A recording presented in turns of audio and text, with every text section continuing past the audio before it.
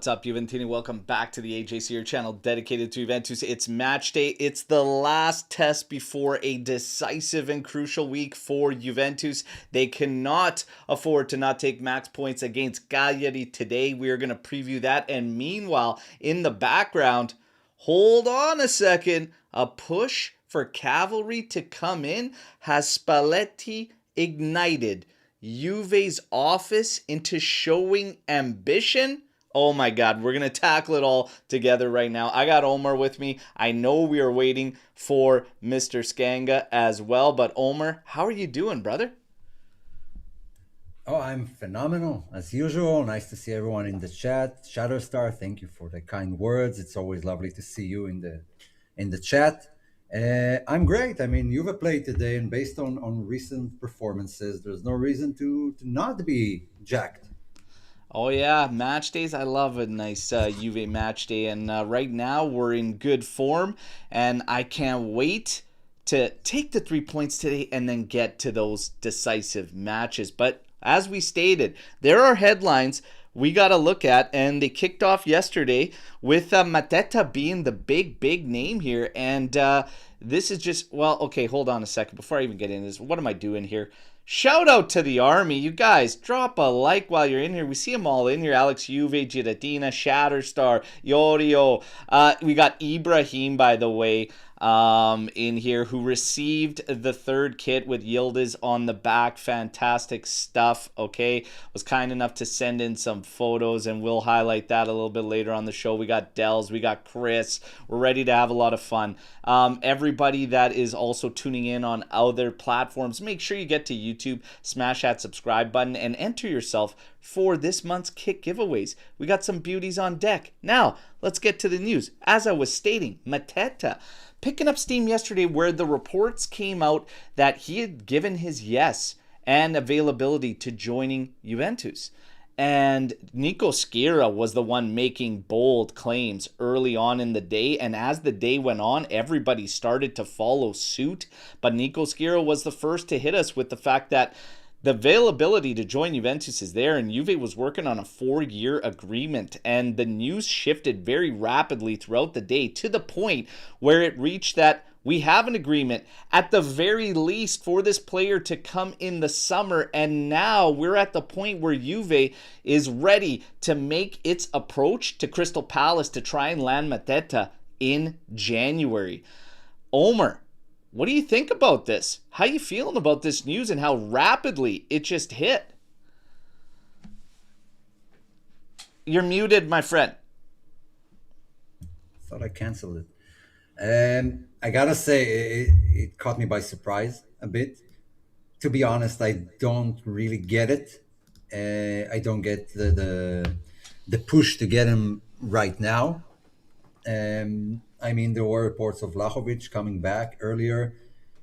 Stat-wise, he's not better than Vlahovic, although he plays in I would say, a tougher league. He's some type of a Lukaku player, not very fast, very physical. He can hold on to the ball. I've seen some great passes from him that weren't finished by his club. So he can do build-up work. I just don't get why Juve need it right now. If Vlahovic really comes back in like February, you still have like 3 good months of football. You still have Milik on your roster. I don't get the urgency. I don't yet see how that benefits Jonathan David to have like 5th striker on the roster. But it is what it is. I mean, I do trust Juve. I'll give him the benefit of the doubt. I guess they have a reason for why they want him that early. So I'm waiting to see how it develops. I feel like I'm a little blown away at the fact that we can make this push on a deal that's probably going to take somewhere around 35 million euros to accomplish. But loan plus obligation, that's the kicker for Juve. Has to be the first portion as a loan. Otherwise, they definitely can't do it. If you're looking at Mateta, I mean, big physical guy, good, comfortable playing with his back to goal and allowing runners to get into the play. Kind of makes sense, like it'll work for Spalletti as well. And the rumors do coincide with the fact that Ottolini, Camoli, Spalletti all in on bringing this player in.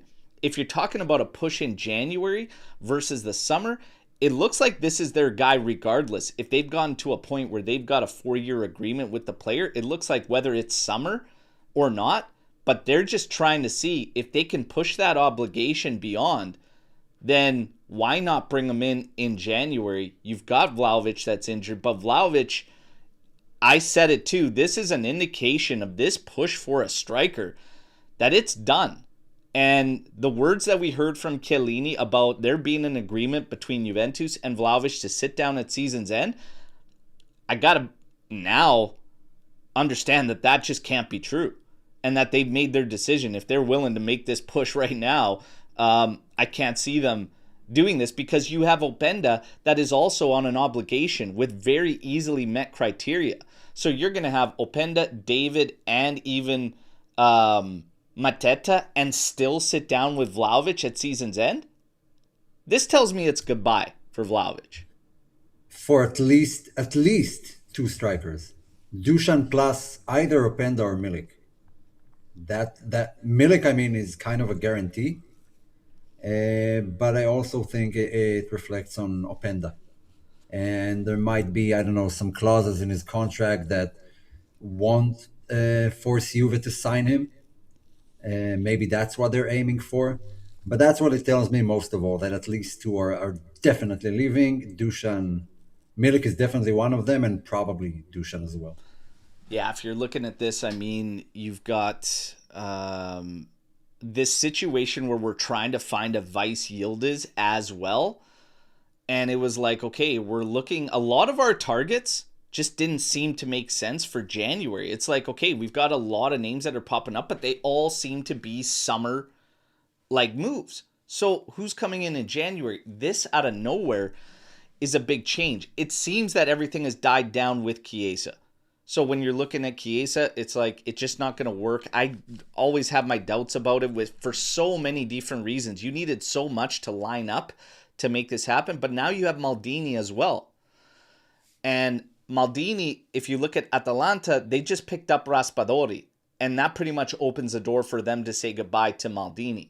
So the thought was you're bringing in a striker, you're making a big push for Mateta. This could push Openda back into helping out from one of those other attacking roles, give Yildiz a break. But now you're also looking at Maldini. For me, it's starting to become a little bit apparent that Juve is locking in to the back line, I think, until the summer. And that's fine. I get it. The midfield, I never thought there was a big thing, a big push that needed to happen in January for a midfielder. And the midfielders we were looking at make no sense because they were at Locatelli's spot, and Locatelli is balling right now. Leave that alone. So when you get to a striker, you do have Vlahovic injured until late February at best. Okay, you could bring in this guy, and then a Vice Yildiz. We need to preserve Yildiz. And you look at a game like today before a decisive week, you don't want Yildiz going 90 minutes in today's game. You don't want that. You want him full go for Benfica, Napoli.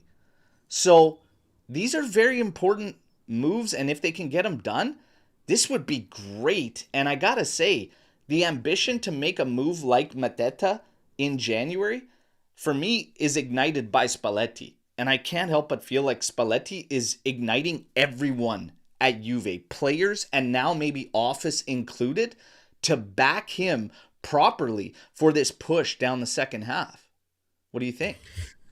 Yeah, probably. It sounds about right. The only thing I'll add is that maybe, just maybe, they're looking at Openda as the vice Yildiz, and that's why the push for Mateta now in January. That's the only thing I can see coming out of it, because I don't see Juve spending, what was it, 20 million that Liverpool want on Chiesa. I don't see Juve doing that.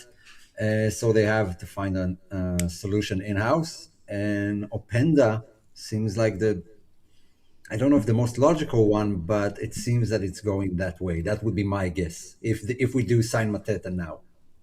What do you think about Mateta and Jared? Like, do you think he'll succeed at Juve? Like, do you think he makes sense for us? I think he can. I mean, I think there's a reason why Spalletti wants this type of striker. He had that in Dushan, but when he got injured, he wants his Osimhen type guy who can hold on to the ball, very physical, very good in the air. So I can see how it can work out. I'm not expecting him to bang 24, 25 goals a season, but to basically help facilitate attacks and hold on to the ball till others join, and be that reference point in attack that you can't take your eyes off. Kind of like, again, I'm going to that comparison, but kind of like what Lukaku does. Yeah. And I mean, if you look at him, it's kind of feels like that. I mean, if there's one thing about him, we don't have that physical presence at that position. We don't. I mean, he'll at least offer that. When you're talking about the play with his back to goal, he'll probably enter the mix as being the best out of the bunch in terms of that, for sure. He's got a decent range that he can score from, too. His passing is actually surprisingly very good for a guy his size and a guy that big. He's actually a very good passer of the ball. In Serie A, I think he could actually be pretty damn productive and be good. I like the fact that it's not the same characteristics of the guys we have. I like the fact that it's different. I'm fine with Juve going after Mateta. I think 35 million is like, that's a bit much though. I think that's very generous on a guy that's about to enter final contract year that everybody knows isn't renewing with Palace. I think it's a little like, that's pretty generous in my opinion. I know that we've heard rumors everywhere. There's certain outlets claiming Crystal Palace wants 50. Sure, ask for 70. It's already known he's not renewing with you. So 35's pretty generous in my personal opinion. And if we hit a loan with an obligation of 35 and they said no at this point, that would be crazy to me, especially if we lock them up on an agreement, a pre-agreement. Like, that's kind of crazy to me. You've got terms The with only this guy, thing, and we could go in the summer. They could lose even more because he's about to enter that final contract year. So 35 is generous, in my opinion. yeah, and if you're holding out till the summer, you get a chance that you will have his peak this season, and some other Premier League clubs will decide they want him, like a Nottingham Forest. And when they get involved, we're not going into a bidding war with them. The thing that I do feel comfortable about is that feel very, very calculated right now, and they wouldn't have made that signing if it meant like barricading all the rest of the moves they want to make in the summer. So my guess, based on how Komoli works, what we've seen from him is that it's not going to affect the pursuit of maybe Tonali or Bernardo Silva or whatever. So I'm not worried in that department. Yeah. But we have to see how it turns out. If Spalletti wants this striker and he approved the signing, there's a reason for it. And I'm not going to sit here and act like I know better. I think the biggest thing is to back Spalletti, and I like the fact that we are at least showing that, because I think if you get it right here, who knows what could happen down the rest of the way. But I think if you give this guy a few more options, you take away the handcuffs from Spalletti, it's been this good so far. It could potentially get even better. So back this guy. If you have the opportunity to get some help in here, bring it in. Now, we were hearing about Mingueza getting close to wrapped up or whatnot, and then that kind of cooled off, and all of a sudden we went this route. But Mingueza, apparently, Juve was set to put in their first offer of like 4 million euros to try and bring this guy in. But everybody has been hearing Barca obviously has 50% on this. And when you're looking at Celta Vigo, they're going to want to try to get the most possible. But same thing. They're playing with fire because this guy's about to, like, he's on a final. He's on a final. So it's very, very interesting. When I looked at Mingueza, I mean, I can make sense why Juve is going after this guy. Now, it seems like fans are split on Mingueza. When you first mentioned it to me too, it felt like it was a rumor that didn't really have a lot of life to it. And then all of a sudden it's just like, boom, no, like they're going to try to get this guy in here right now, January. And I'm like, okay, start looking at his profile and everything like that. I mean, he makes sense. It's a guy that plays left side and right side. It would be so cheap that you couldn't hate the move, because he can also play as outside center back in a pinch in a back three. This guy has so much versatility. At 3 to 4 million euros, if that deal panned out, you couldn't get upset with that. That is literally no risk at all whatsoever. So, and at the same My time, if he only could push Cambiasso, we have to find a way to push Cambiasso. And that's one of the handcuffs that has to be taken away from Spalletti. First of all, I fully agree with it. Cambiasso needs to be pushed, and you can trust on Cabal to stay healthy to actually give him a run for his money. Yeah. But I also get the Celta Vigo perspective and why they might prefer to lose him on a free, because they are challenging for Europe. They're now seventh, tied on point with six, and he is a big part of their team and an important player for them.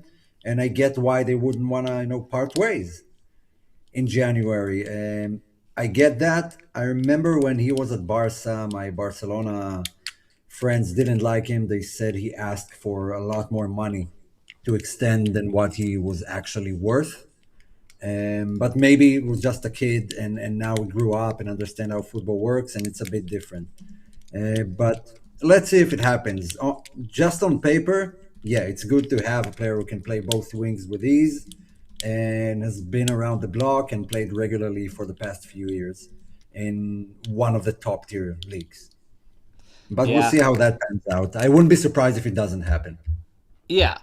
Well, I wouldn't be surprised either if it doesn't happen, but I mean, you can make sense of this. And again, for safety net signings, because that's what January is usually filled with, and it sucks to shop in January, I gotta say, Mateta would give me a really, like, that's good. And like I said, 35 I feel is generous, but like, that's a good signing for January. Mateta would be a very strong signing for January. Mingueza would be no risk. If you could pull it off January, no risk, and you get to take those handcuffs of finding Cambiasso some challenge. That would be good. Maldini. Maldini is the one that I feel like maybe slightly majority isn't really too keen on, but I'll tell you what. You've seen two different players just between the Monza and Atalanta versions. That's the same thing for me. If you could pick this guy up with no commitment and take a shot there, let's see what he could do for Spalletti. And again, it's up to Spalletti. I think this guy has deserved, with the work so far, to be trusted in the guys that maybe he's looking at. If these are some of the things that we can take a shot at. And if we can, like I said, bring him in with no commitment, I'm all for it. I'm all for it. So let's just see. Let's just see. But again, the Maldini, I would understand concerns with making it like an outright an obligation and commitment. I would get that. I would understand that. But I feel like in the right spot, Maldini could do some damage. The Monza version gives me hope of that. But again, Atalanta is also it's a bit of a tricky read right now, I think, since Gasperini left. So it's tough. It's tough for me. They do have, like, they just signed Raspadori, and Yeah. Lukman is coming back from AFCON. So I don't see a lot of room for Maldini Yeah. in that team. At Juve, if he's just behind Ildiz, and then that's fine. I can't say right now if he's going to be a great player or showed any sparks and something to be, excited about. But some players flourish late. Again, if he's one of the options, I guess there's a reason for it, or they see something in him that they like. But we'll have to wait and see. I don't think he will be here, to be Yeah. honest. Not in January. Dell's asking, is Joao Mario not already that player that can carry the ball and play both wings? So Joao Mario finds himself in those rumors because the thought was Mingueza will pretty much give that push to João Mario to find a solution in January. I unfortunately feel like there are no solutions for this guy in January. I don't think there's any teams knocking on the door or coming in, so I don't think it would matter. But if I'm talking about João Mario, I've seen him on the left side, like just enough to say I never want to see him on the left side again. It's right side and solely right side for João Mario. That unfortunately doesn't fix our issue of taking away the handcuffs from Spalletti because McKennie is making the right side his. So Cambiasso therefore takes the left. It's Cabal and Kostic. But I think that the club, and I even think Spalletti, they have this belief in Cabal. And they just really think that there's him. something there that he could essentially be the guy that challenges. He really likes him. I also get the feeling that Spalletti really appreciates him. He's really in a hurry to put him back on the pitch, coming back from injuries. Look, João Mario, we've seen him play on the left under Tudor. It was horrible. Aside from blasting Thuram in the face, it was nothing special. Now, you wouldn't convince me that that signing had nothing to do with Juve signing, what's his name, Conceição. The Alberto Costa, João Mario, my guess is that it has something to do with Conceição, even though it was not related in the news. Some people call them the Portuguese De Chilio before transfer, but I don't think he's really that bad. We've barely seen him play, and if he's already on the roster, I mean, you need to use him. There's no point of freezing him out. Eventually, you might have to use him out of necessity. But McKennie is the main issue for him. McKennie can't be taken off the pitch right now. So Yeah. Tough break for João Mario, but still, it is what it is. It is what it is. It is what it is. And now we get to McKennie, speak of the devil. So the news breaks out that Atletico Madrid is big on trying to make a push to land a pre-agreement for McKennie. And this all of a sudden has lit a fire under Juve's ass to go and get that renewal done. And now they're looking at McKennie and getting this renewal done. 4 million euros is still the number thrown around for his salary.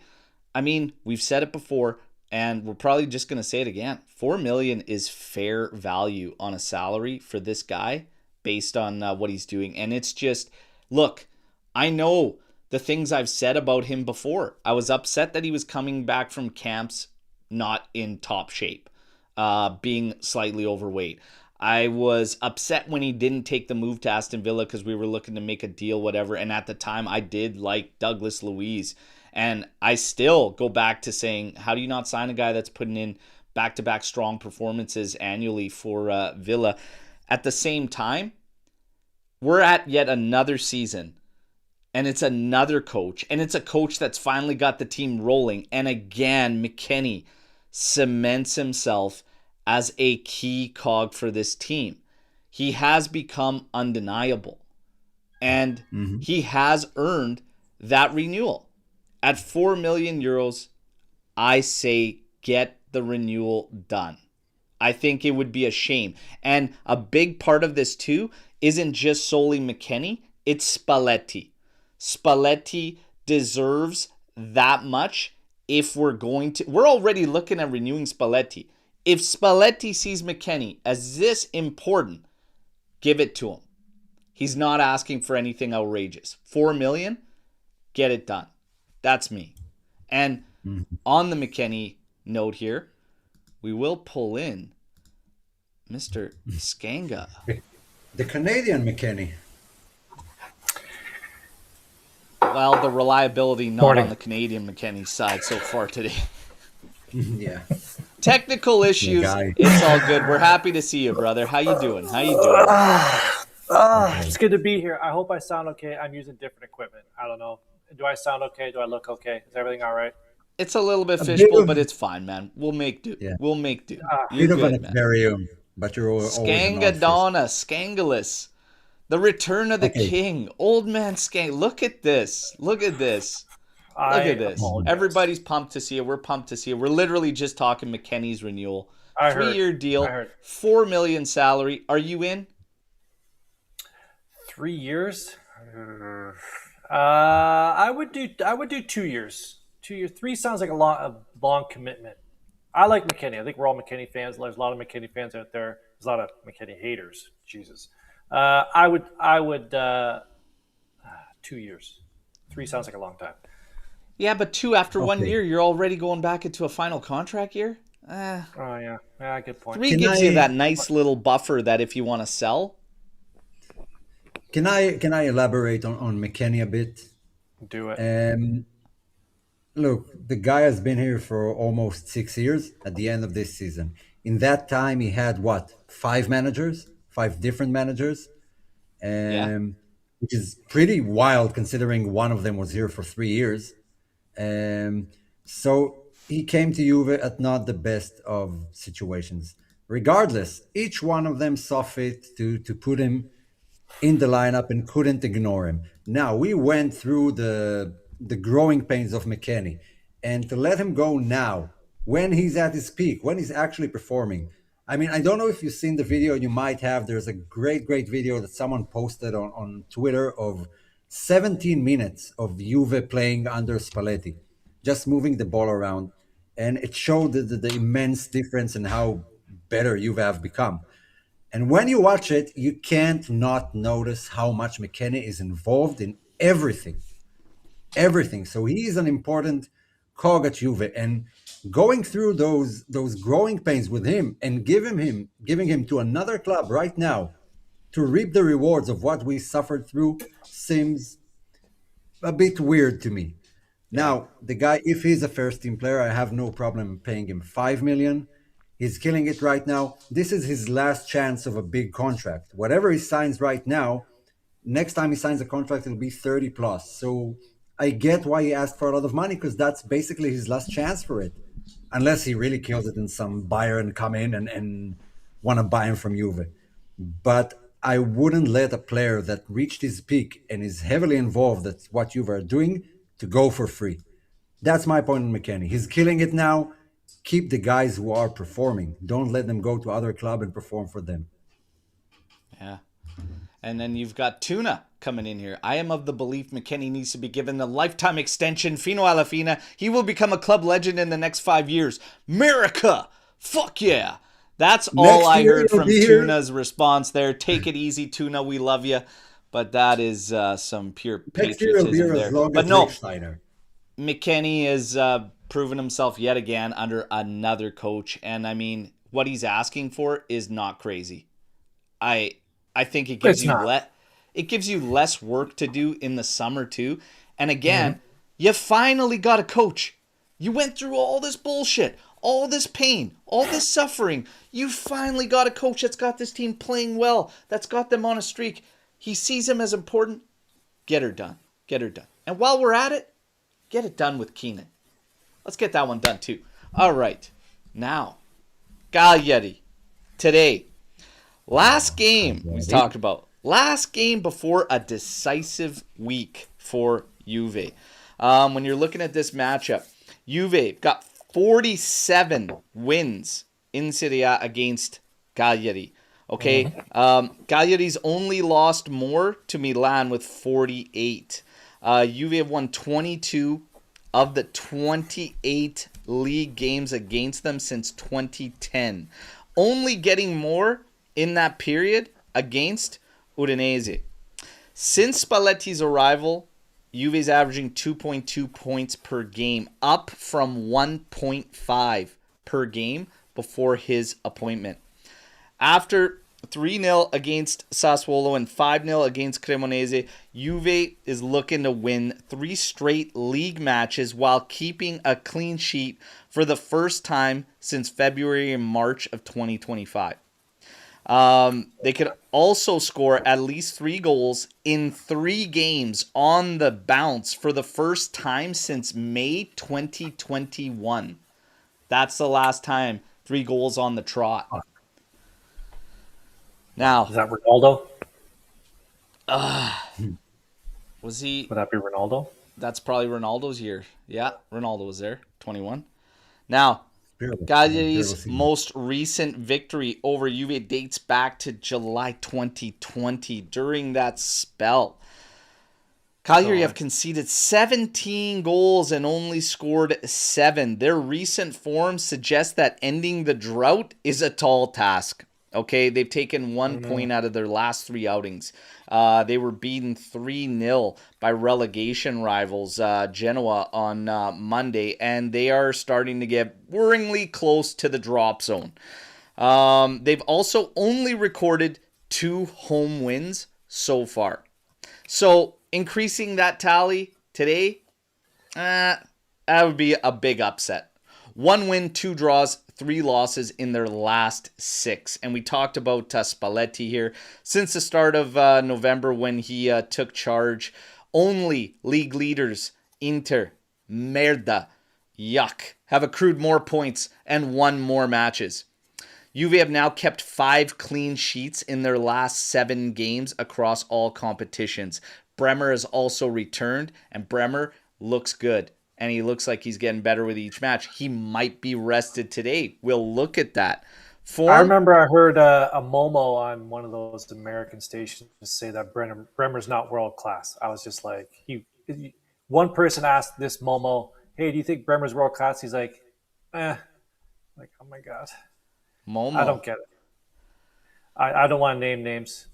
Don't be a Momo. All right. What the hell is a Momo? Bingo. Well, a guy that doesn't think Bremer's world class. It's a Momo. Nailed it. Now, That's a good one. Okay. Make sure to add it in Wikipedia.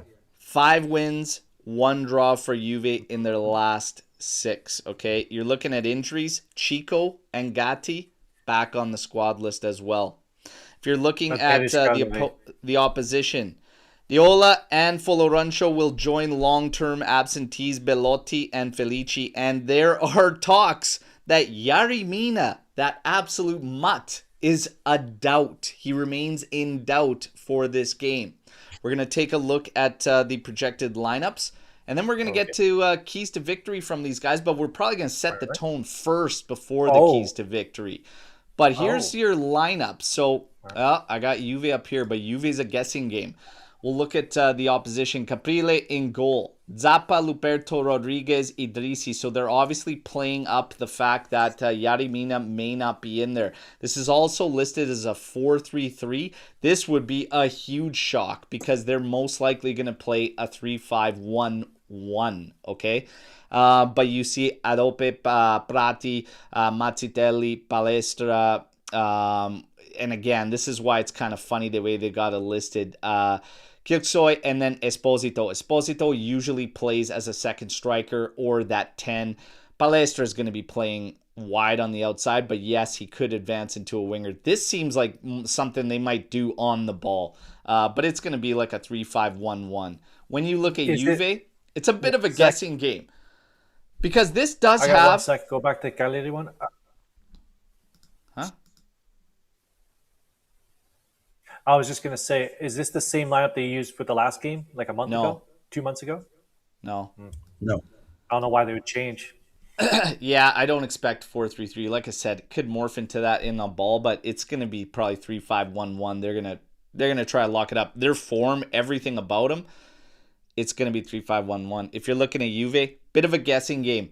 Di Gregorio, Kalulu, Bremer, Kelly, Cambiaso, McKenny's out there, Locatelli, Thuram, Miretti, Zhigrova listed out there. Yildiz dealing with a bit of a flu through the week, but he was said to be good by Spalletti. You got Jonathan David up at the top.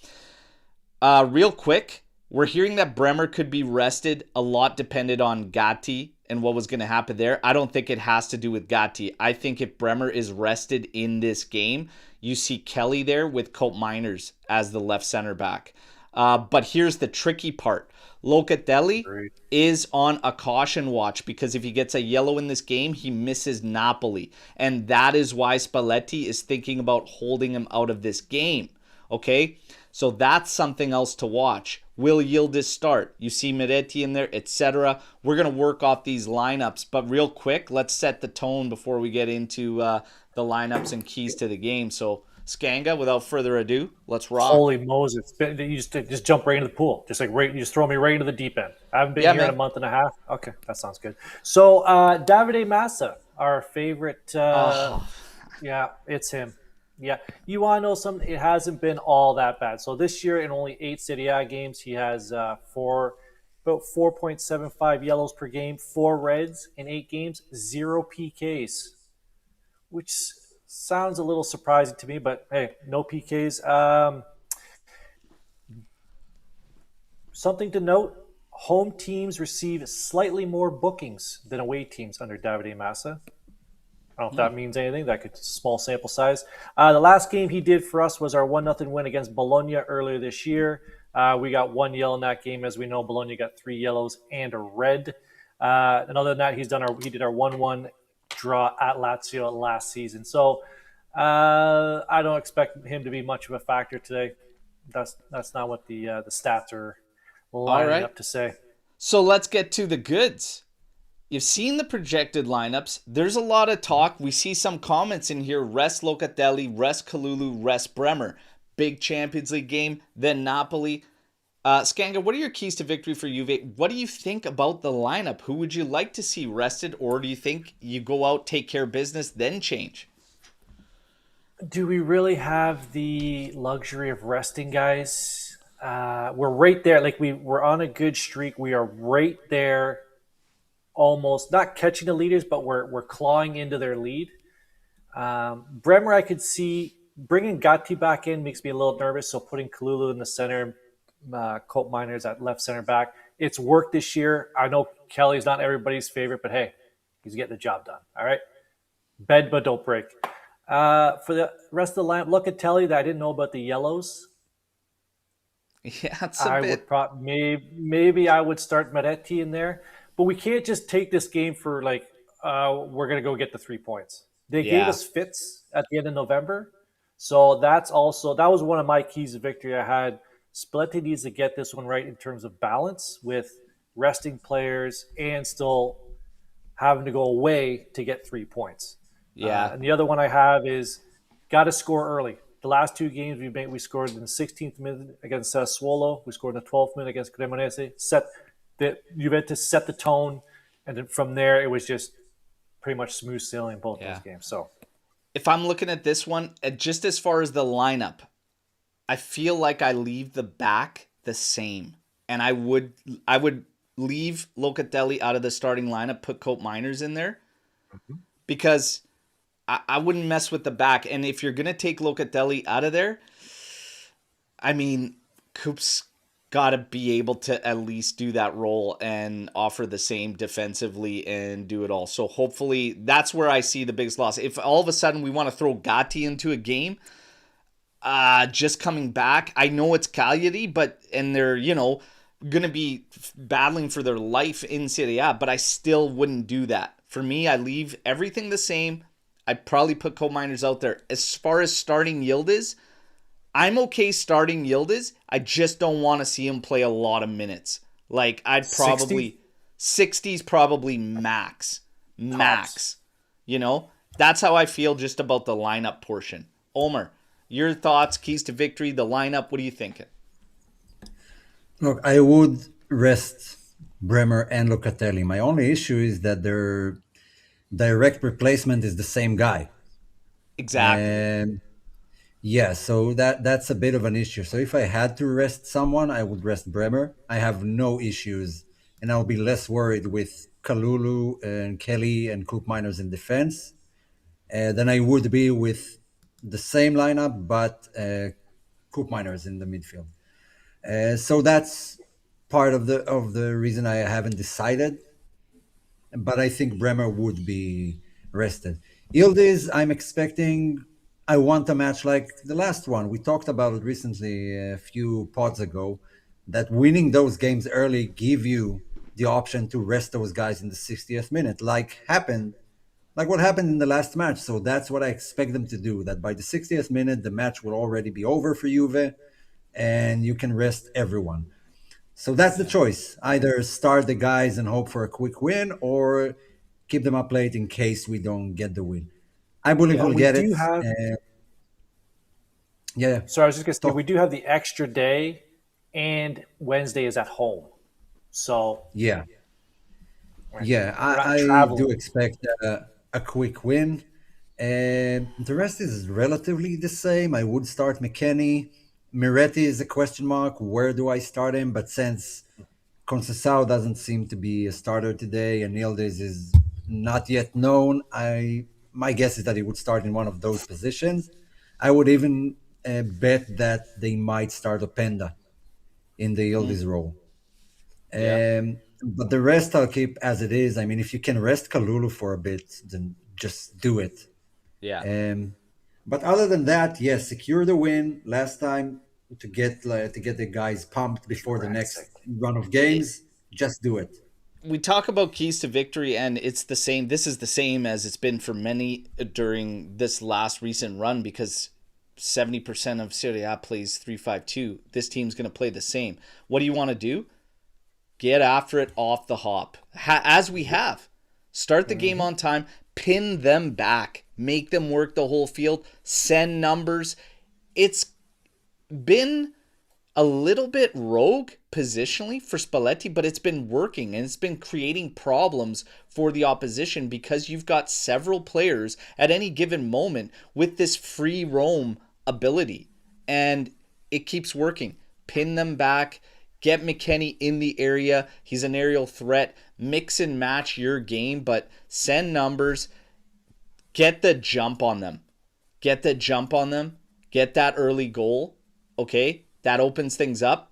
You could potentially be in a position where you could start resting guys early in the second half. You hit that 55, that 60-minute mark, and you could be in a position where you've set yourself up to do a perfect scenario.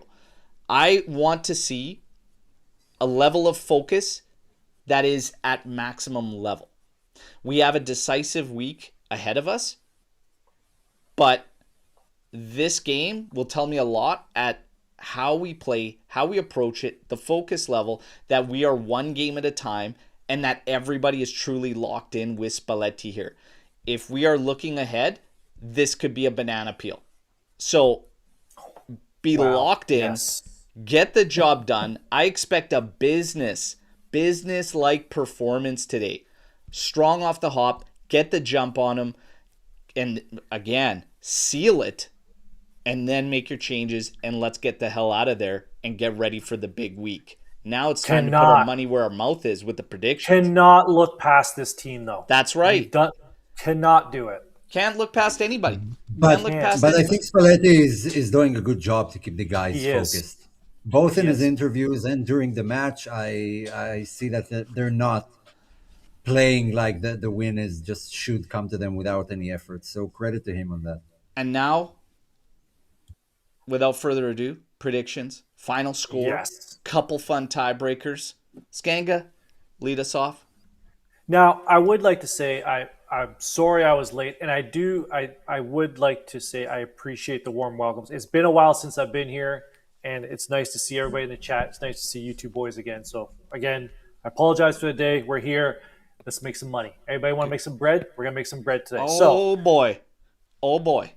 Let's make some Juventus money. is heavy favorites today. Cagliari is plus 550. The draw is plus 320. Juventus is minus 200. Like that, I'm staying away from the minus 200. But I will bet on a Juventus 3-1 win at plus 1300.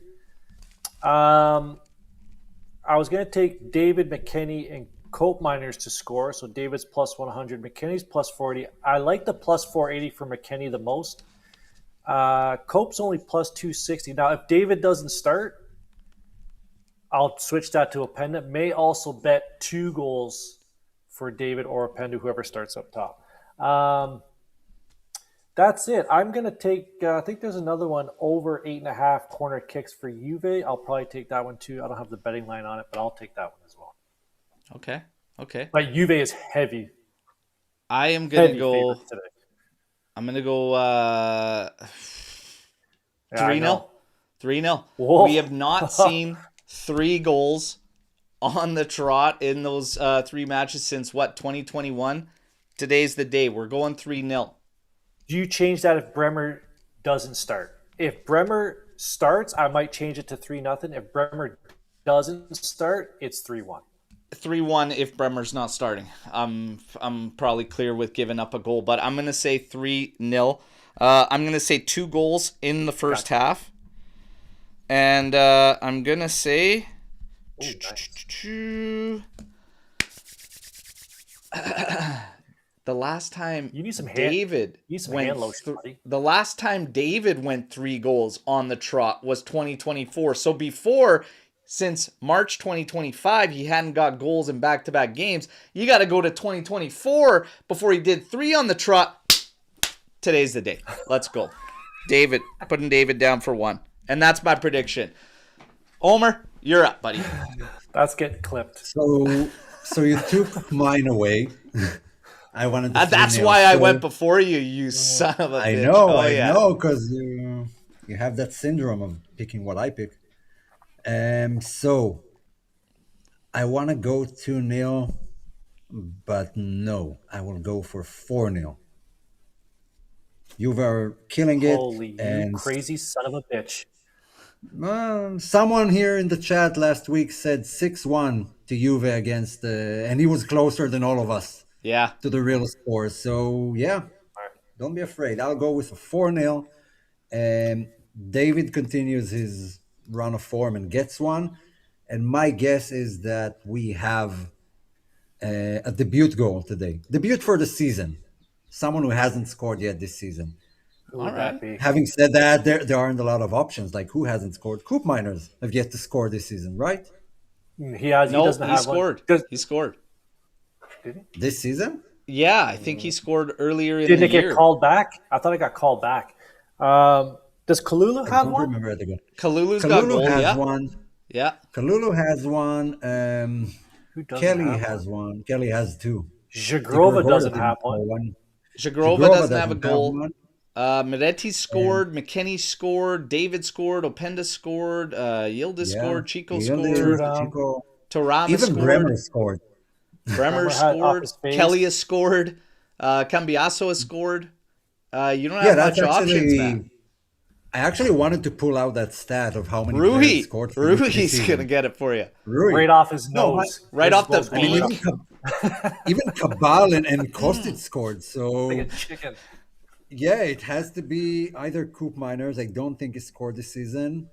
Can someone check that in the chat, please? I thought he. Yeah, I don't think he does. I thought he had one called back.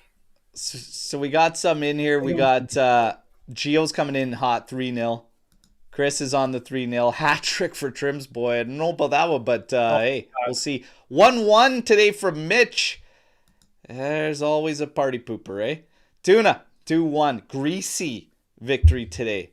All right. 1-0. Taram getting the goal. We got Giuseppe Cataldo with a 3-0. David, Medetti, There Mac. you go. You got Jagrova, Regani, Ibrahim coming in here 2-1 for Juve. David and Taram. All right. All right. We got a 3-1 victory. Oh, yeah, baby. Let's go. Listen, all I'm going to say is if David scores a hat trick and anyone is near Trimbley, make sure you got your rain poncho on, all right? Because it's going to... Hey, we got a big 4-0 It's going to here. rain Trim. That's what's going to happen. Medetti, David, Taram, and Yildiz. Holy smokes. My guy, Rodrigo. That's the spirit. Your guy? My guy, But you 4-0. There we fault go. people for having that, and that's good for having that positivity. Look at the last 2 games. I'm sort of leaning on how we looked at the end of November. These guys gave us a little bit of fits at home. So This is like the first time I feel confident about saying that. Like, I know I said that a lot, but it was more wishful thinking than actual, reality of Juve. But now I feel like it can happen. It's not that far-fetched. Edgar's coming in 3-0. Taram, Zagrova, and Yildiz. I'd like to see Zagrova score a goal. I'd like to see Zagrova with a little more, oomph about his game, a little more urgency and whatnot. I said it the last showing that he came in for. My God, everything comes to a screeching halt, just so slow because of him just watching everything and letting everything set up and then beating his guy. I just want to see him come in and keep the pace and everything the same. But a lot of that probably has to do with how he's doing physically, right? So we just got to take it as it is and go from there. Now, that wraps up the prediction side of things. We're going to have some fun. We're going to get into Storm the Barn. But first, we got the bald statements.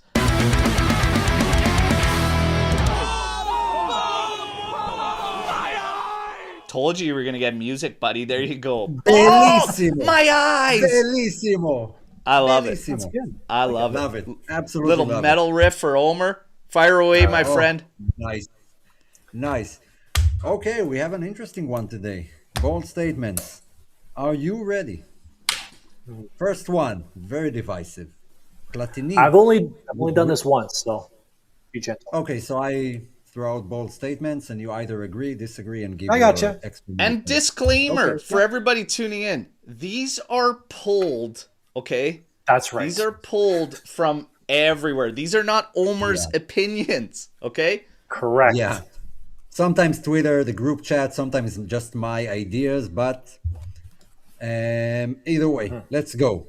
So, first one, Platini would rank above Del Piero in a most important captain ranking. Now, just to give you some context, because I guess most of the people in the chat, including myself, haven't watched Platini play. Yes.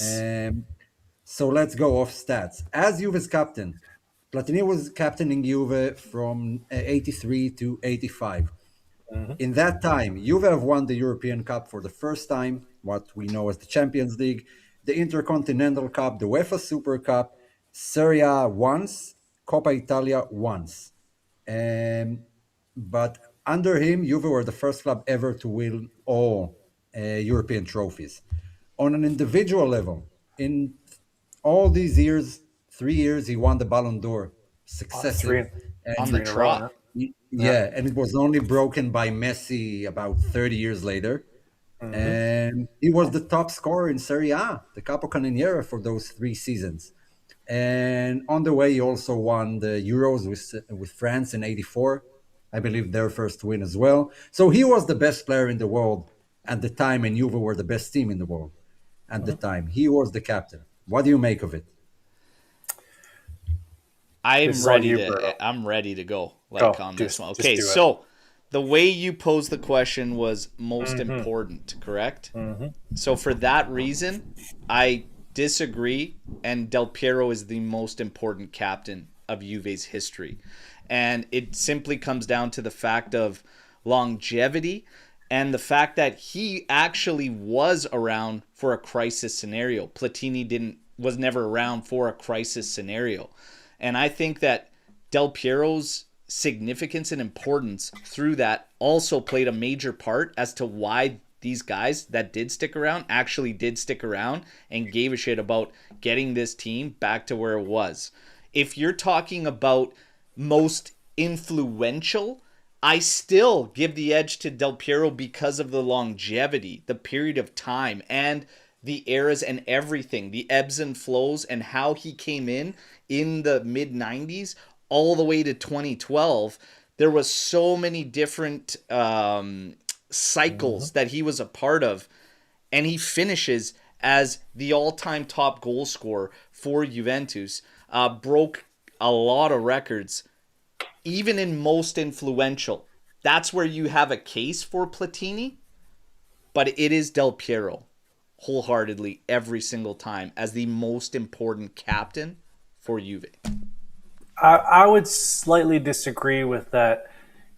Del Piero is still more influential. It's not even And I close. said that's how you get Platini a case, but it's still Del Piero. Yeah, Right. I would agree And with I everything you remember, said. Skanga, did you watch him? Like, do you remember watching him?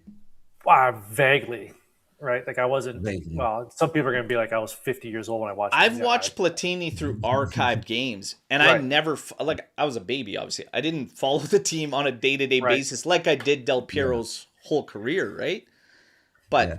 And you the might only- make the case that Sivori was bigger than all of them, but again, none of us watched it, and he ticks the boxes for longevity and whatever. But I would agree with you as the most important. the stuff that Del Piero had to deal with and pull the team out of, yeah, Platini didn't have to do that. He was the If captain you're of the going best team in like the world. if you're going like pound for pound talent, then you can start being okay in a 3 year stretch. Okay, it's not even close. But when you take it as a Juventus captain in its longevity, then I'd If have you're to say saying who the Roberto. better player is, okay, you probably go Platini. Might be Yeah, Platini, yeah. And I would say this: if Del Piero doesn't have that knee injury, it would have been Del big Piero. difference, massive Yeah, difference. Yep. yeah. So Platini was the best player in the world for at least 3 seasons. Del Piero, I can say that for one, maybe 2 seasons because of the injury. Um, Mhm. but for Juve, I would agree that Del Piero was more important. Okay, next one, number 2. Formations don't really mean a lot anymore in football.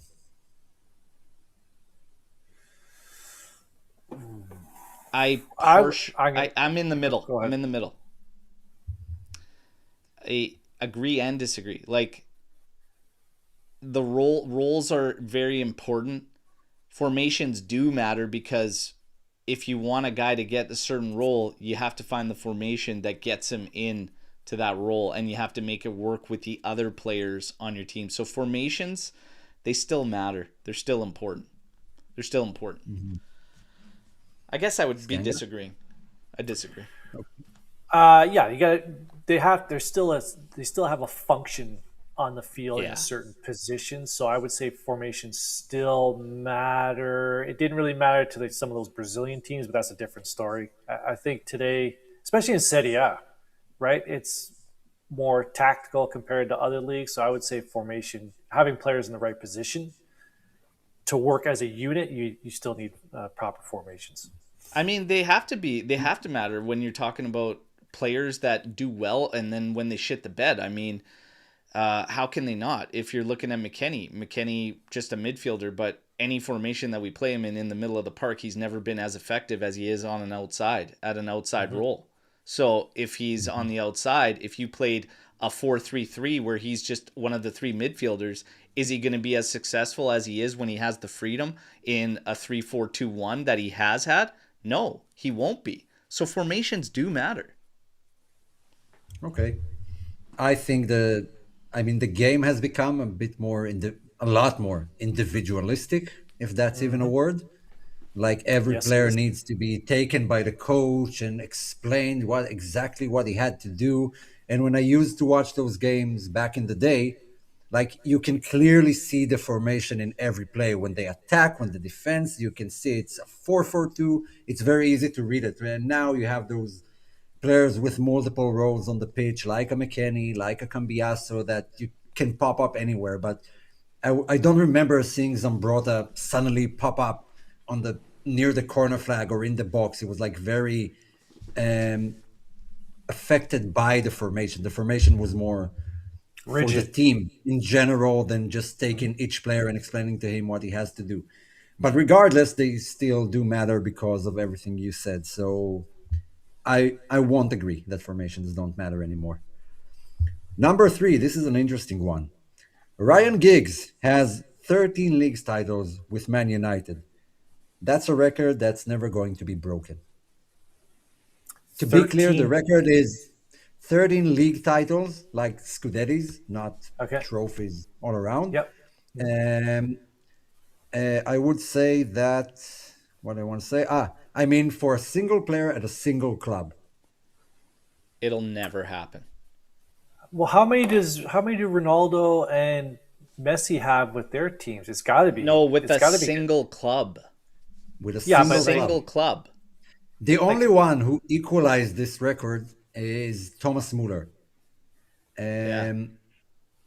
He's the only one, Buffon's got but what, like, 12 Scudetti? Sul Campo, by the way, but he's yeah, got 12.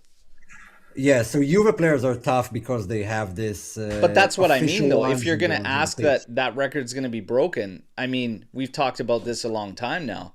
You're not going to get a guy at a team that long to be able to No, tackle no, 13 league titles with. No, I'm going to no. say it's never He going to be did. touched. He did it over 3 decades, Yeah, it's it never and going to be never. and in a touched. and in a It's never going to tougher be league broken. than Muller. Like more like Bayern were dominating. Like 10 out of the Yeah, 13 are just, except for that probably on the Leverkusen trot. one. Yeah, all on the trot except for two. So it's not a fair comparison. Beyond that, I mean, it's 9, 8, 10. The Barca players who were there for like That's forever, what I mean. Xavi, Okay. Iniesta, Yeah. but none of them reached 13. 13 is pretty insane with a single club, and I It's don't think it's going to be broken it'll again. never happen. A player won't remain at a club long enough now for that to ever happen.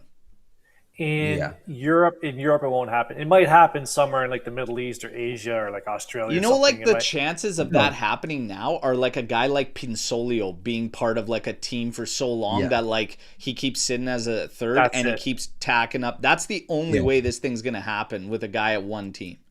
yeah, and that's also the issue. Like, how involved was the guy in those Well, trophies? that's just it. Yeah.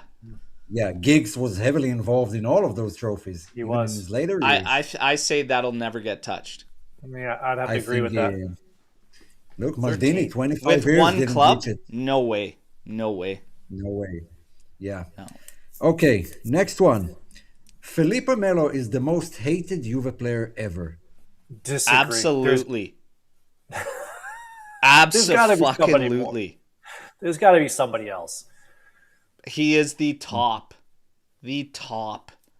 I'm gonna need the help from the chat on this one. Runs his mouth at every chance he gets, was absolute garbage when he came here.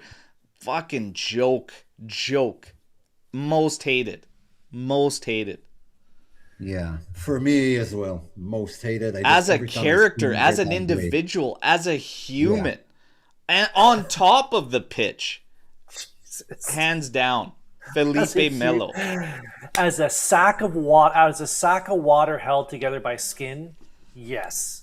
I was gonna say Quadrado.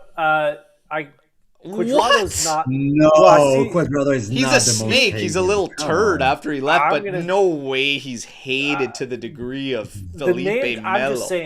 I'm just saying. The name that popped into my head first was Quadrado. Maybe it's recency bias. I don't know, but Fuck, man. Felipe Yeah. Melo, like to hate Quadrado more. Like, Quadrado's an idiot. I never expected much brains from him, so when he jumped with the Inter fans, I just expected it because the guy's an absolute clown. But Felipe But I don't Melo, hate him. oh, Felipe Melo is I just an asshole, man. can't think of anybody else Yeah. on that level. Man, No, on that level, no. no, not on that Okay. level. Yeah. The last one, and this one Yep. might be harder to admit, but I'd say beforehand, I agree with it. Okay. This recent banter era has surpassed the previous banter era. Well, the previous banter didn't have Twitter. Surpassed in terms of Worse. Worse than the first one. No, because we finished seventh. What?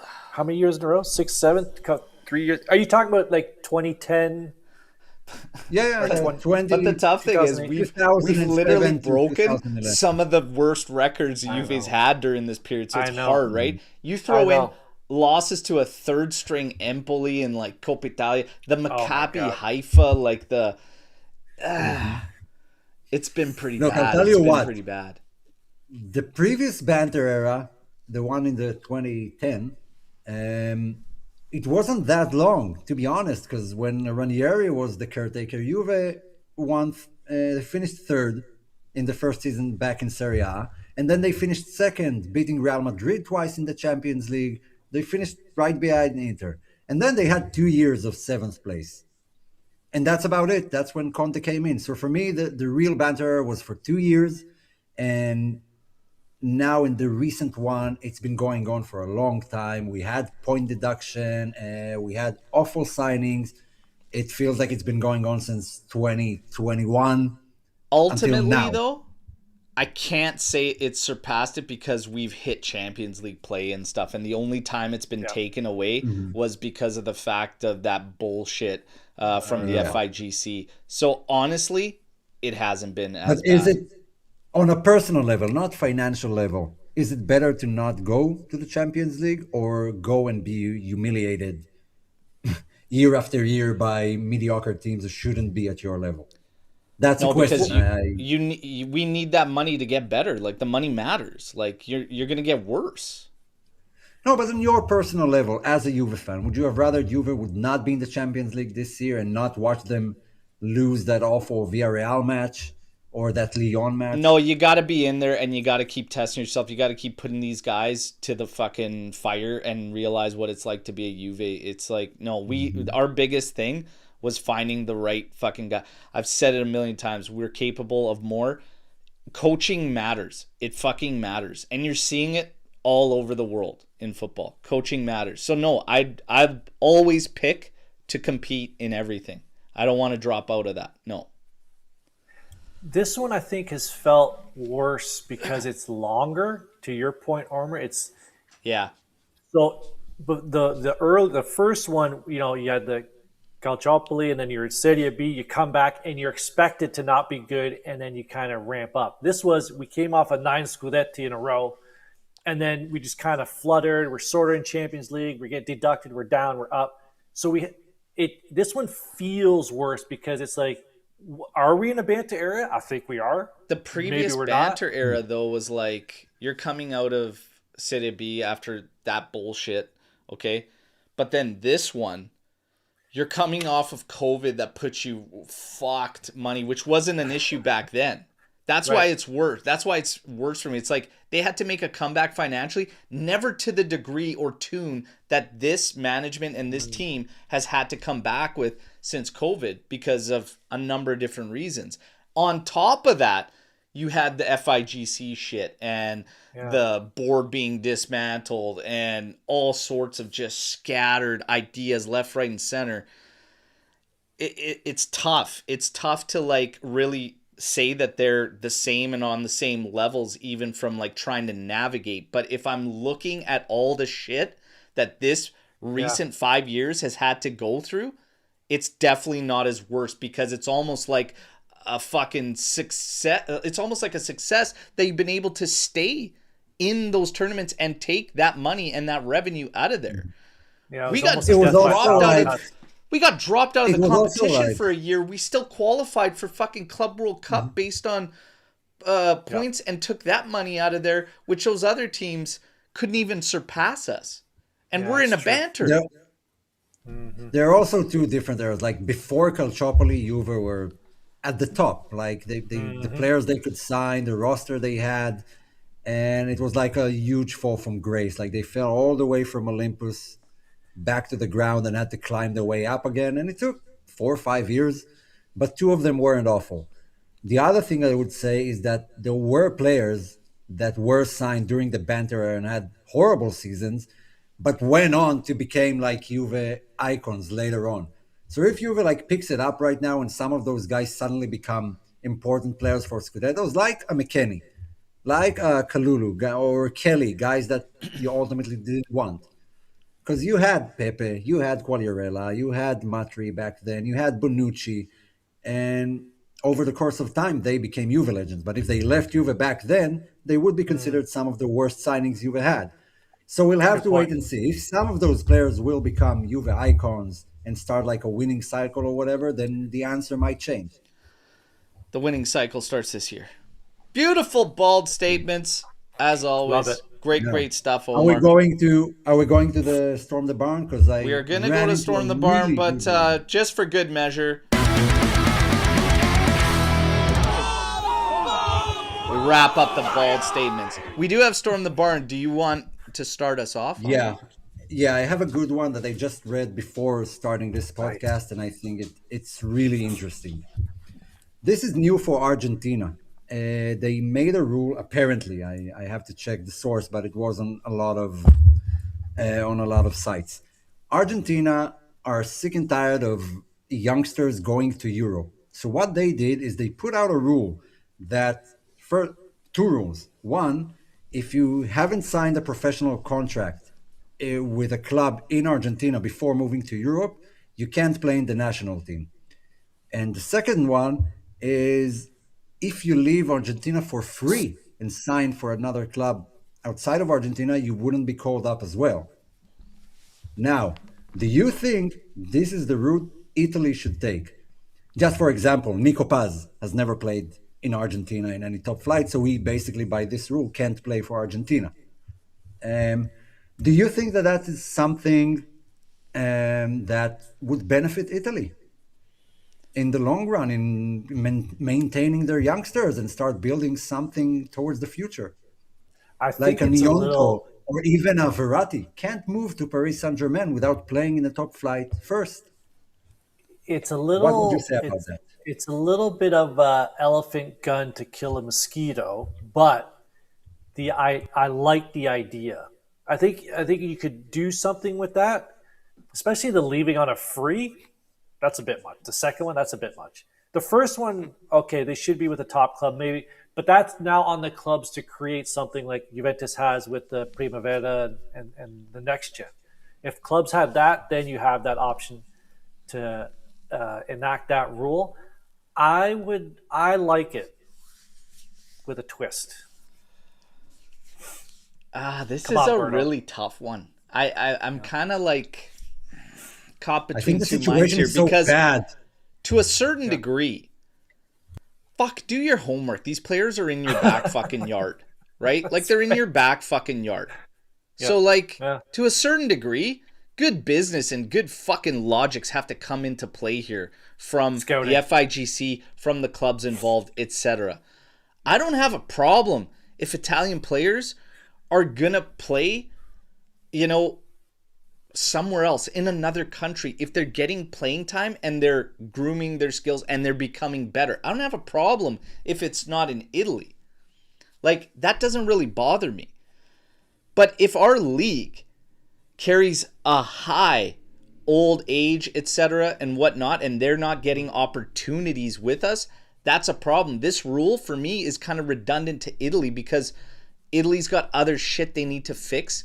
This rule isn't affecting it. These players aren't leaving. Nobody's coming after the Italian talents until just recently. Why? Because they know that Italian clubs are going to say yes. They're going to take the money. They're going to take the cash, and it's going to just be fine, right? Yeah, I don't also think think it's going to forcing be a tweaked. player's hand is the call or getting that aggressive with it. I think we just need to open up the opportunities within Italy for them. You bring up a good point Yeah, because this is you're putting the onus on the different, right? player. You're putting the onus on the player when realistically in Italy they should be putting it on the clubs to keep the Italian players here. That's what I But you're get from talking that. about That the like if AFA, you're with all due respect, if you're putting the Argentinian league to Serie A, yes, the Argentinian players are looking to leave more than Italian players are looking to leave Italy. Yes, I agree with that. Yeah, that's true. Yeah. They're doing it because of caliber of leagues, caliber of play, money, opportunities, etc. In Italy, they're doing it because of lack of opportunity and minutes. It's different. So I don't think that rule does anything for Italy, personally. So I'm going to yeah, I think disagree. the reason is that the AFA basically said we don't trust the clubs to deal with the youngsters properly, so they'll be good enough for the Argentinian national team, which is pretty wild considering they just won the World Cup. But still, I think they're going to tweak it. Like if some Messi, for example, couldn't play for Argentina because he doesn't check any of those boxes. But if Eh, someone as talented as Messi comes out, they're not going to leave him out. I mean, Nico That's why I Paz have is an going to issue play with for rules that Argentina. you know you're not going to fucking back when push come Yeah, to shove because you're not going to sit out great players that decide yeah. to do that. So it's like, I'm kind of with Skanga. If you're going to do something like that, it's got to be tweaked. I get the idea of it. I'm Like Yeah. kind like of how I leaning think that the it's, idea is fine. You can do it a bit better and not be that decisive. yeah. Like if you haven't done that, you can never play for Argentina. I think they can tweak it, but all in all, situation in Italy is horrible, and right now they're not doing anything about it. So at least do something, even if it's stupid. Do something. Yeah, you like have to do. you're telling me there's no young player that can start instead of Vardy. Where's Vardy play again? We just played Yeah, him. Cremonese. Yeah. Cremonese. Is there no young player that could start for that team? Of course Like what there are we is. talking? Of course Of there course is. there is, but there's fucking journeymen all across Syria, and it's just like I It's don't also know the if club's fault. it's like they go for these old fucking guys on these teams, and we get these journeymen fucking going to all the teams in Serie A, and these young guys just fucking starve for minutes. And then you have Juve. We've got next gen and stuff, but again, for all the people that want Juve to get all these young guys, etc., and put them in the first team, that's not our fucking responsibility. Because the bigger clubs need the guys that are elite, that are ready to play there, because the bigger guys are the guys pulling your coefficients, pulling in the draws, getting the money, bringing in all the exposure for the league. Italy needs to look at profit sharing to stop getting these smaller clubs to be so scared about relegation, etc., all this, that they're not giving young guys the fucking opportunities. They have to look at working together. It's never going to get better the way they've been doing it. They have to start looking at working together. It ain't happening. Look, I'll just add, there is a level of how do you say it, of fault for the big clubs. And I'll give you an example. Milan had two players that absolutely rocked and were voted the best players. I think it was the U17 World Cup. They had Kamada and Liberali. Liberali actually finished above and won player of the tournament. Now, they had a few more players from Portugal and whatever. 3 years down the line, or 2 years, Camarda plays for, who is it, Lecce or whatever, one of those clubs. Yeah. Liberali is somewhere in the third league. And those were the best U17 players who outshone everyone in that tournament. Yeah. And right now, they're not playing for any top side. The other guys that were with them on the list do play for top clubs. And so that's the way Italy handles those youngsters. That's a story as old as time, though. When in the late '90s, the U20 team with Pirlo and Gattuso, that team was unbelievable. But then you only hear of like 3 or 4 of them. So young players, they fall off. Just because they're good at U17 doesn't necessarily mean they'll translate into good. Well, you wouldn't know that if you don't play them. So would Camarda be like Camarda? He got a couple cameos here and there, and it was okay. They decided that he needs to go to another team to get minutes. I'm fine with that. If he is all that he's supposed to be, he'll be fucking standing out head and shoulders above everyone in Lecce, and he'll be doing his thing. It's no different than what we did with Miretti. Miretti needed a loan. He went out on a loan. It's like, okay, you know what? Now you could probably help us. And here he is.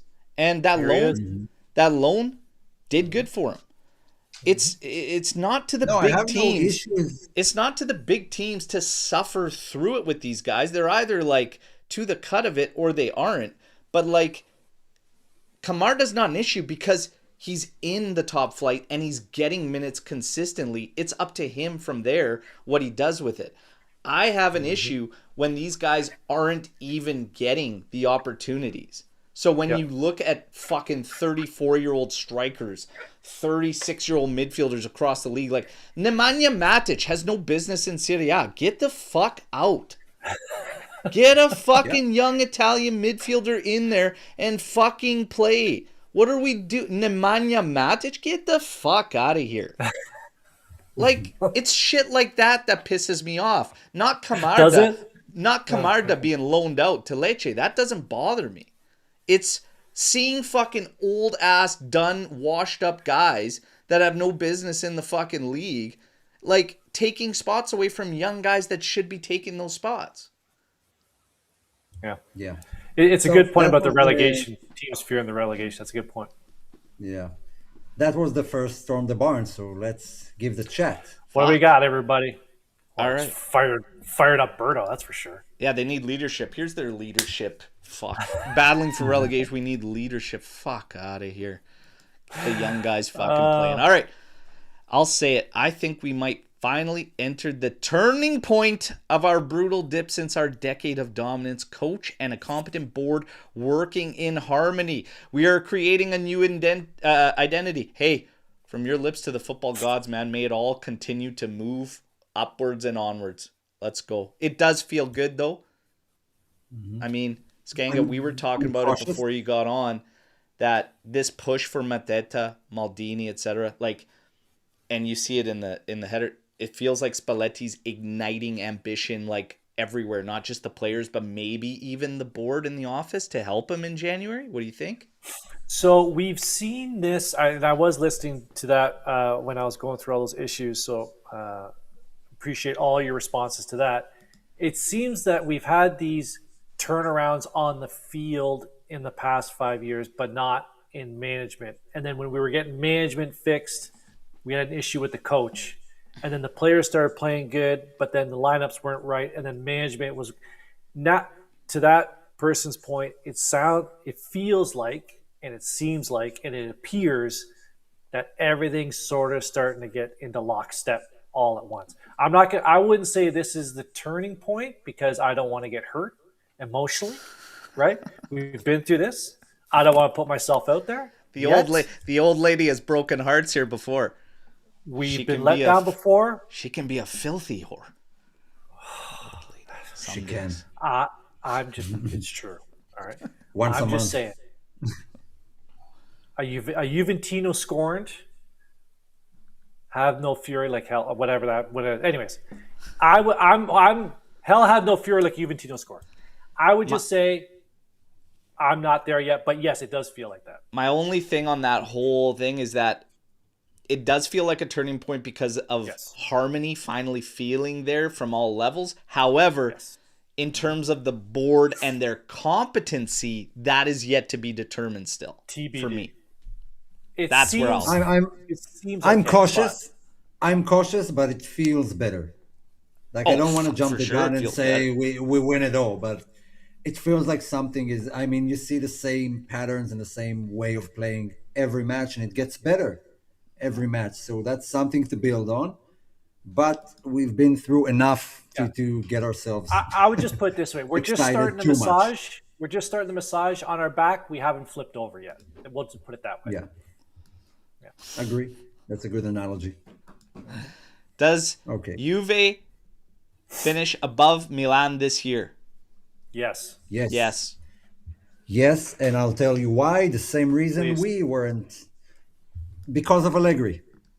Allegri and the way he plays and the way he wins, just like it was at Juve, is not sustainable, in my opinion. And they will drop points just in those stupid 1-1 away draws to Cremonese and those guys. I know they have yet to lose since the first match day, but that's just how I feel when I watch them. Like it's not sustainable. The same as it was for Juve when he was here. I'm with Wings a winner here. I'm still saying we're going to win this son of a bitch. I like it. I say we're in the contest, but no. Speaking of Allegri, I'm going to get into my Storm the Barn, okay? It's not even really a Storm the Barn. This might just be a little bit of a rant, but Milan defeats Como 3-1. Oh, I knew this was coming. Cesc Fabregas comes out, okay? And he's got to talk about, 8 out of 10 of you will, or 8 out of 10 that like football will believe that Como should have won this game. 8 out of 10 times or whatever. And he goes, the rest of you will like the result that they pulled. Almost like he's taken a dig at like Italians, etc., whatever. The guy's just become, for me, nauseating at every defeat with his stick to his play thing. So I just put out a thing, and I couldn't believe the responses because it's just annoying. But I simply said, look, Sesh is a good coach. He's doing well. But it's nauseating to continuously hear him discrediting other teams' game planning against you that beat you. And he gets throttled by Inter. The first thing he said, I'd rather lose like this every day than play defense. And it's like, excuse me? So you're cool losing. Idiot. It's disrespectful to be so ignorant about one of the main phases of the game. Football. Defending. Good football is not possession. Despite what everybody fucking believes, possession doesn't equal good fucking football. Yeah, you had 68% possession against Max, and you were quick to say, we got 700 passes. Sweet trophy, bro. You lost the game 3-1. You finished for 700 passes, Sesh. You finished with 2 fucking big chances. Okay? It took you 700 passes, 70% possession to get 2 big chances? Vakakate va. You're making me want to fucking puke. Good football. I'll tell you what good football is. Balance between defending, transition, and attack. All 3 phases are important. The best coaches understand what games, what moments each phase takes precedence. That's the difference, Sesh, and that's why you're getting hate. Not because of fucking stats or shit like that. It's ignorant and it's bullshit. Bullshit. It's bullshit. So It's bullshit. You can't just discredit one aspect of the game. Defending is part of Exactly. every sport, and you can't act like it doesn't matter. That's a bad lesson, especially in Italy, for young Italian players, for the culture in Italy. That's disrespectful towards everything Italy has achieved over the years, and it's basically a mirror to what football is today. Just, I mean, it doesn't only come from him. As far as UEFA is concerned, they would rather have you winning matches 6-5 than 2-0. That's what they want. That's why Imagine all the him being rules. a coach at a big team. You get throttled by Inter and he comes out with, I'm happy the way we played. I loved it. I That's my fire game. him the next day. I fire Yeah, him the next get the day. fuck out.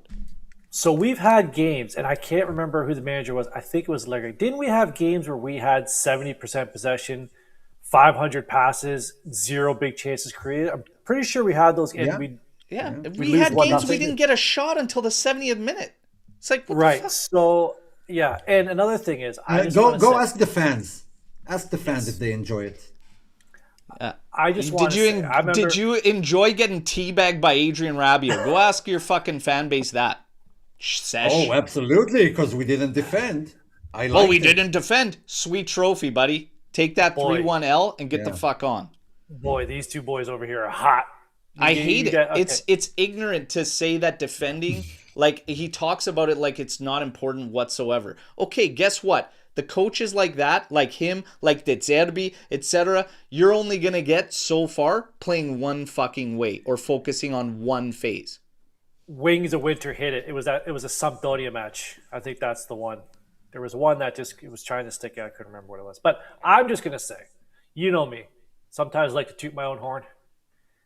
Preseason, everyone was like, "Look out for Como. Look out for these guys." And I just said it's gonna be a clown show. Buckle up. They're No, gonna I be said the same Como will make European football, and that's big for them. He's still doing well, but Yeah, in terms clown of show. being big, come on, like you can't But be he's talking like that. He's doing well, but he's a one-dimensional coach. He has one Give thing it that time. he knows how to do. That's the only thing he does. They'll And make that's not European the play. way- They'll make European That's not play. the way to be a great coach. Yeah. I'm sorry. Pep, It- your it- mentor, tweaks his formations and the way he plays every year. Every year. Yeah. You can't say that defense isn't important. I'm sorry. If that's your idea, you can never coach anything. Yeah. I'm not into it. Thoughts on Spalletti saying he is the one responsible for keeping Adzic at Juve. Hope he gets more minutes and that it doesn't backfire on the kid. I mean, I understand it from a depth perspective because, Yes. I mean, we're already at a point where Yildiz is playing a lot. Shakrova, like, fuck, it's probably going to be all year and the guy's not going to hit 100%. I said all eyes on Chico for maybe some injury prone status. You got to watch out for him. I mean, I don't know. I can see it from Spalletti, and I think it's like just because it might be a little too skinny without him. I still don't see Adzic getting enough minutes to make it worth the while. Sadly, I don't. We don't have the luxury right now of sending players out. We might need one or two to come in. We got into this in the past couple of January windows where we're search for players. We got to fill holes. We've lucked out. We got Vega, Kelly to help fill in holes.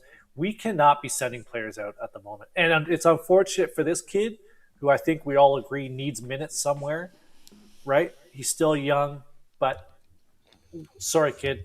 Maybe next season. If we reload in the summer, we can find him alone next season. Great. But right now, park your ass on the bench. We might need you.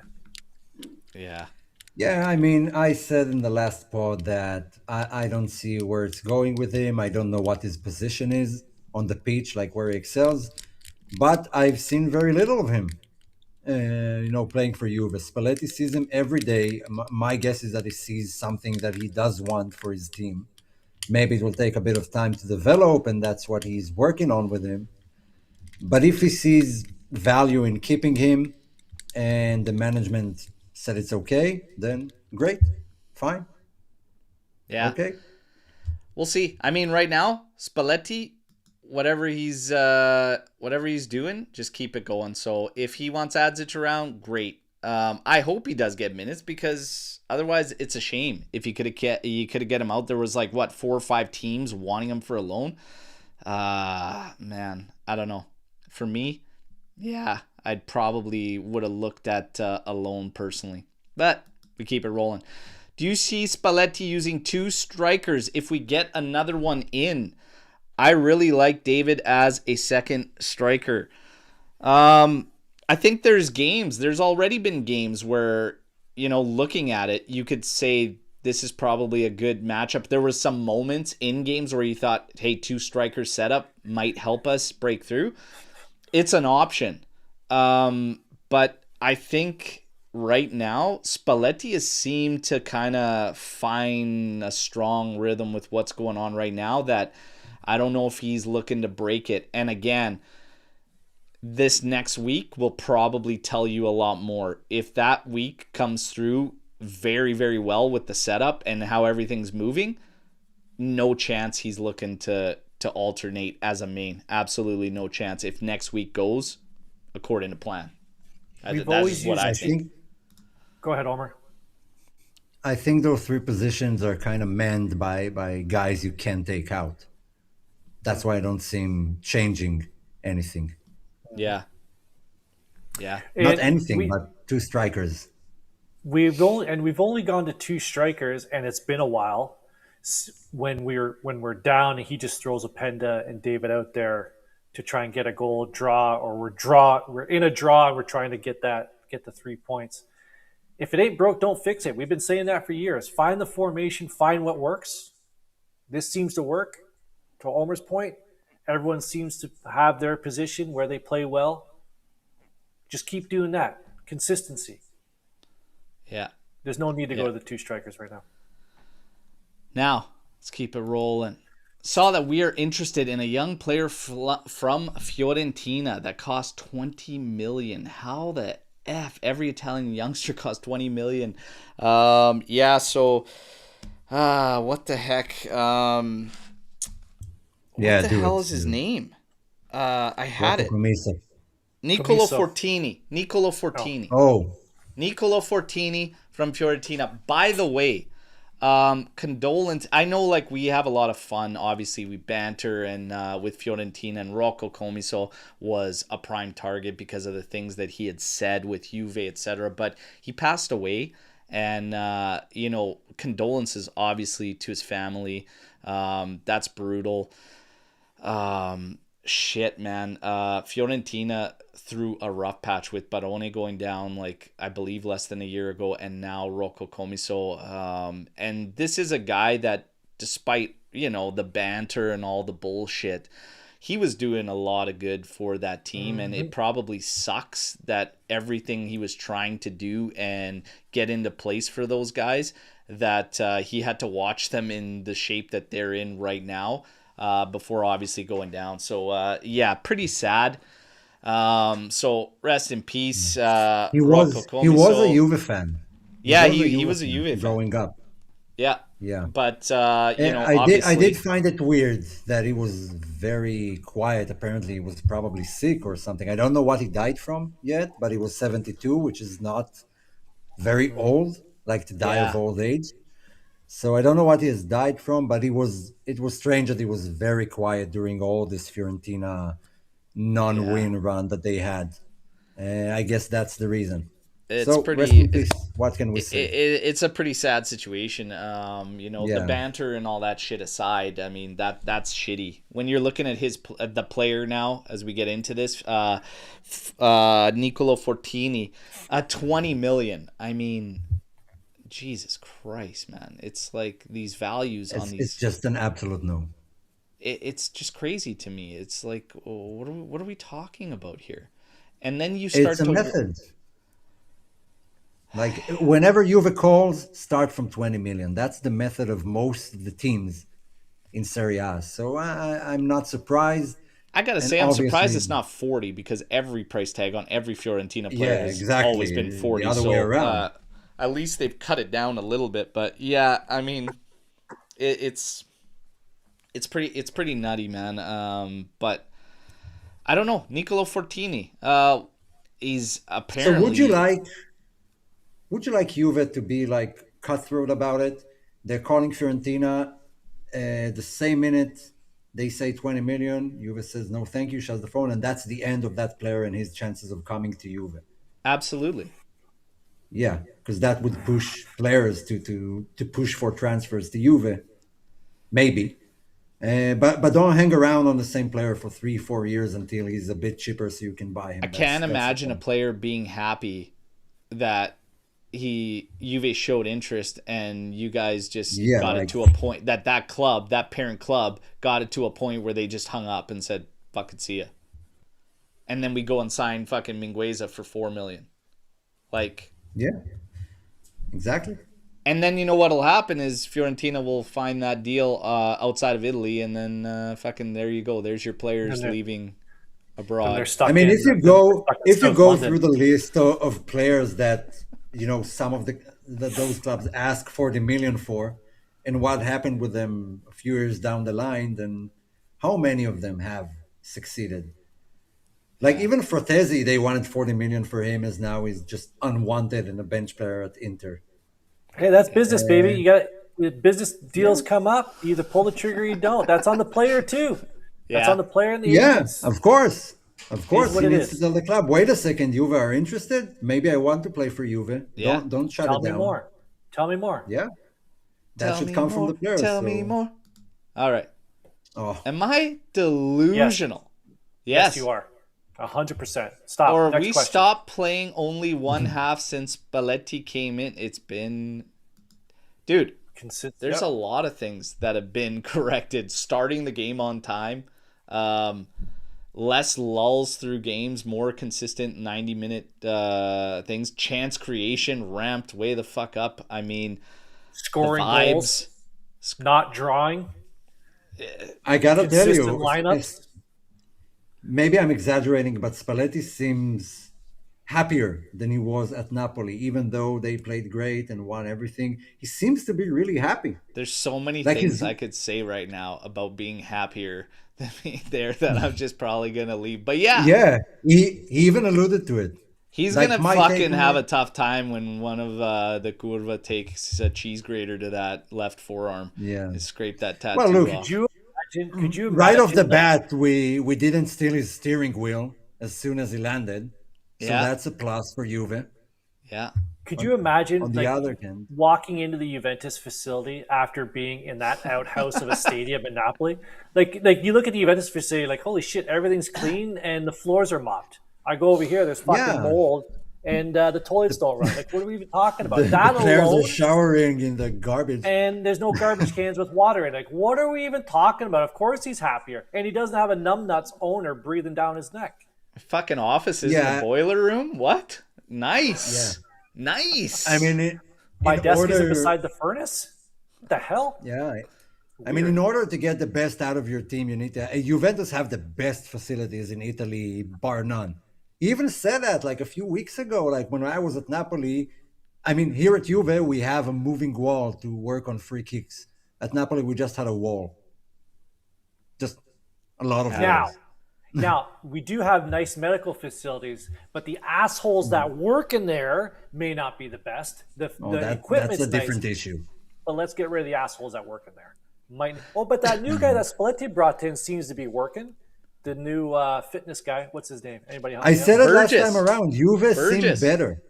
Players coming back from injuries quicker. It seems like they're doing a bit better than Pretty what we short had in the period of past time, 4 but so years. far so good. Knock on wood.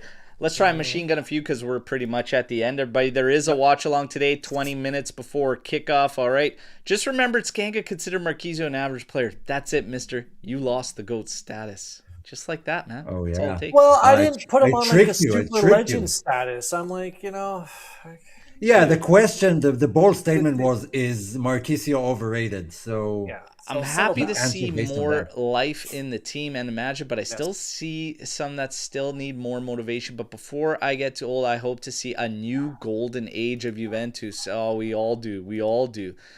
Is there a chance to get Nico Paz in the summer? No. No. No. No, but to the other part of the question, absolutely. If there's even a slight chance, sign this guy and move Yeah. to the 4-2-3-1 with him in the center and Yildiz on the left, and that's it. We're winning it all. Mateta and David up top. I've talked to some people and say that this duo can be like Lukaku and Martinez duo, like Conte's Inter. Y'all thoughts on this? I mean, Then no, don't sign him. If they're going to be like Inter, don't sign them. Didn't you guys talk about this at the beginning of the show? yeah, I mean, Yeah. I think 35 is generous, but as a player, he offers something none of the other strikers have. He's big, he's physical, he's actually, for a guy that size, what is he, 6'3", 6'4", or something? But he could pass really, really good. Good back to goal play. I mean, will he do it in Serie A? Who the fuck knows? Who the fuck knows? You know, but I'm not against it. I'm not against it. But I still wanna say, add- I still say, I think we should revisit the Kolomuani situation in the summer. Personally, Absolutely. Absolutely. Not for And 70 I million. want to add, well, I no, wanna and add it to the wouldn't be. That's the Nico- whole point, right? Like, I want to add to the Nico Paz question. So let's say he's going back to Real Madrid. So they have a bit of an overload of midfielders. Who would you try to go for from Real Madrid? nobody. They're a bunch of fucking bitches, man. They just fucking sacked a Yeah, coach they when are. the fucking locker room is full of prima donnas that fucking need to be babied and coddled their entire fucking place. Fuck them all. Jeez. I would- settle down. This is a I would family show. personally, Maybe Valverde. I would go for Camavinga. I actually really like Camavinga. Camavinga? I could Really? I couldn't name you four Yeah, players. I like that Probably off Real Madrid. Probably Valverde. no idea. Maybe that's it. Rodrigo. Valverde is Rodrigo Oh, right. Valverde. I've heard of him. Those two. Those two. okay. Did you guys hear that Nicholas Anelka was in a car accident? No one Oh. knew the reason of the sudden crash until the police found Anelka's phone with him recording himself. It was later released. What? It's pretty recent, right? Hang on, this No, it isn't a isn't. joke. Was he? No, This no, isn't it's a not joke? Okay. Is it a joke? I know he does the jokes with the names. No, I don't see any joke in here, but Neither do I. No, I don't know if we're the laugh or. like you're kind of tricking me. Like I Yeah, is sort of this- remember something like that, but I'm No, not sure. okay, It so happened. no, Maybe it's you're not a just joke. tricking me. It actually happened. No, I didn't hear about. We didn't hear about that. I think it's a joke, man. Is it? Well, Adam's saying no, it isn't. Oh. Whatever happens to Anelka, he had it coming. Oh, jeez. Oh, Whoa. No, I'm kidding. No, I'm kidding.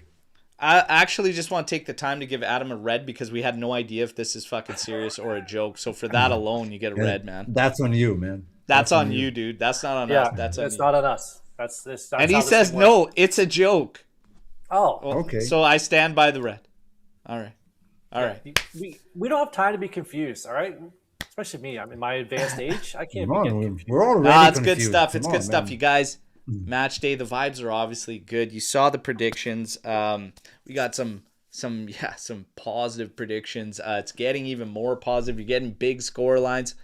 See what happens. I'm looking forward to it. 20 minutes before kickoff, we reconvene. Reminder to everybody, hit that like button. Smash the subscribe. That's how you get entered into this month's kit giveaways, okay? If you're tuning in on X or another platform, get over to YouTube.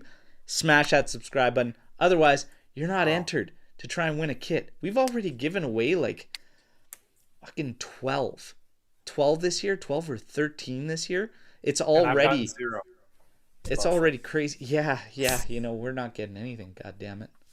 Well. But that's why the likes and the subs go up. That's what we need. You guys, Omer, Skanga, absolute pleasure as always. And you guys, let's see what Cagliari Juventus holds for us, but it's the last one before a very, very crucial week. The lineup from Spalletti, anybody's guess. Let's see who he gives a call to and who he decides to rest. I'm looking forward to it one way or another.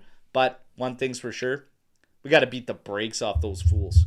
Cagliari. Let's give them a big one of these. Let's go, everybody. Fino alla fine. Forza Juventus. Ciao tutti. Screw Mina. You mother